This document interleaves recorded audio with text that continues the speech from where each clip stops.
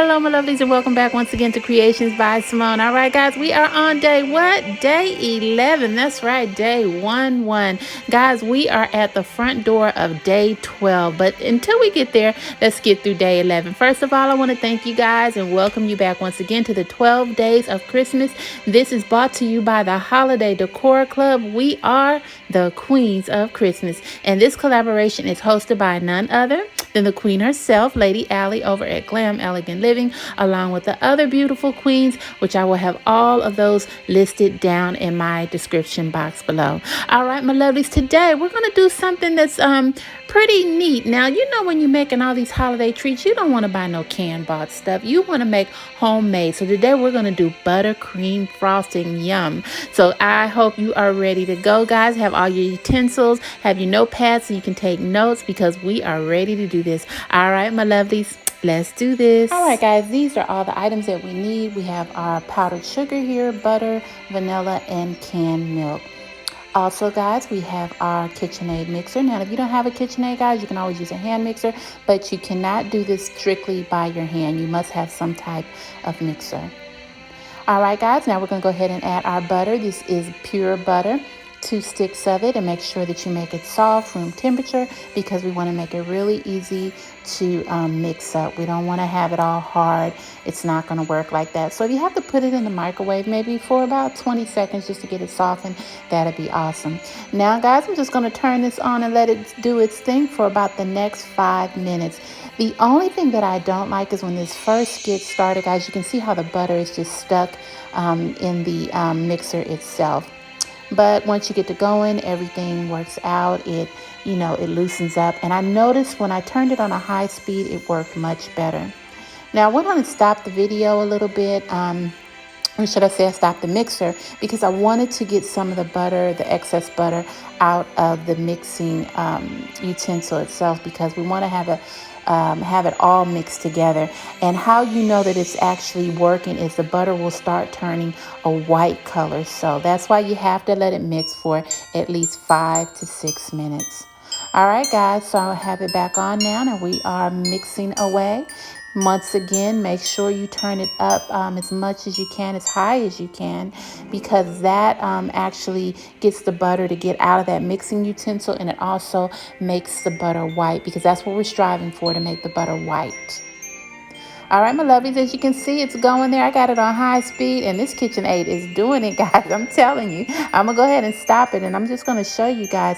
As you can see, I don't know the camera lighting, but the butter is starting to get very, very white, guys. I'm going to show you this again.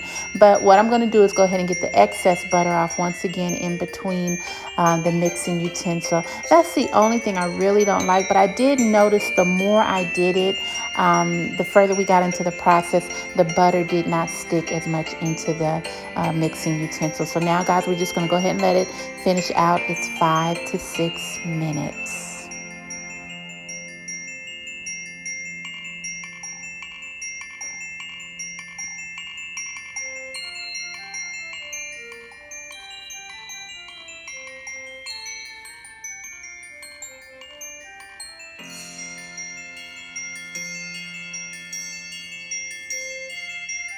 All right, what I want to do now is I'm going to go ahead and I'm going to add my powdered sugar. So we're going to go ahead and stop this, and you need 3 cups of confectionate powdered sugar. So what I'm going to do is I'm going to go ahead and add it in. Now, you don't want to do it all at once, so just add 1 cup at a time, and then put your mixer back on and continue to mix, and then just repeat the step. Now, as you can see, it's mixing in there slowly, but it's really, really dry. So that's where our milk comes in. I'm going to go ahead and add a little teaspoon of milk. It's actually called for 1 tablespoon, but I have that measured already. So I'm just going to pour a little in as I need it. And once again, you can pour in, whatever if it still looks a little dry to you, just pour just a little in. I'm really not into measurements, just actually looking at it, and you can tell from there. All right, guys, so we have our milk in here. I've already added another cup of the confectionate sugar, and we're going to add our last one here. And as you can see, everything is just coming up fine. You want to make sure that you do it 1 cup at a time, because if you don't, you're going to have a big mess and your blender or your mixer could end up getting clogged up. So we don't want to do that. And then it just gives it a chance to mix it a little better. So that makes it all the more better. All right, my lovelies, let's just continue the process. All right, so we have all our sugar added, we have our milk added. Basically what I'm doing now is just getting all the excess out of the utensil itself. And then I'm gonna go ahead and I'm gonna add my vanilla. Now vanilla is optional, you don't have to do that. I like to do it, just gives it a little taste to me. You can taste the vanilla in it. I also add sugar as well, guys. And what I'm going to do here is we're going to try to get all this excess off the sides, because we want everything to mix together relatively good. So let's get all this excess and then we'll start back blending again, or should I say mixing again, guys. All right, so KitchenAid is doing her thing. I'm going to go ahead and I'm going to add the vanilla. This is going to be the final step. Just going to go ahead and mix everything up completely. And I lied to you. We have to add our sugar. Okay, so let's go ahead and add the sugar.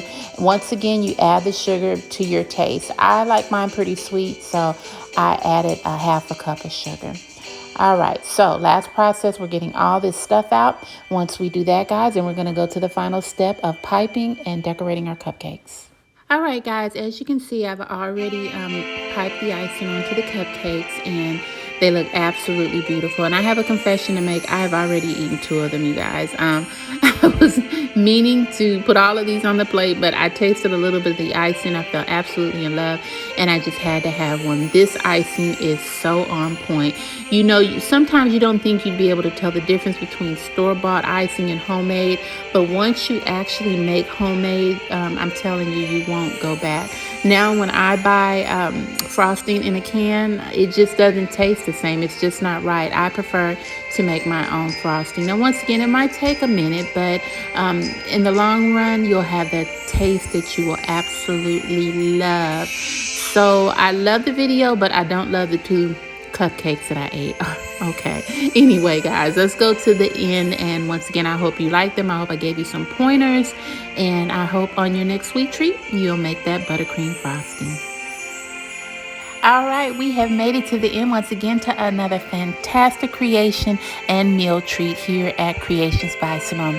Guys, I am so excited. Tomorrow is our final finale, day number 12 on the 12 days of Christmas. This has been so awesome.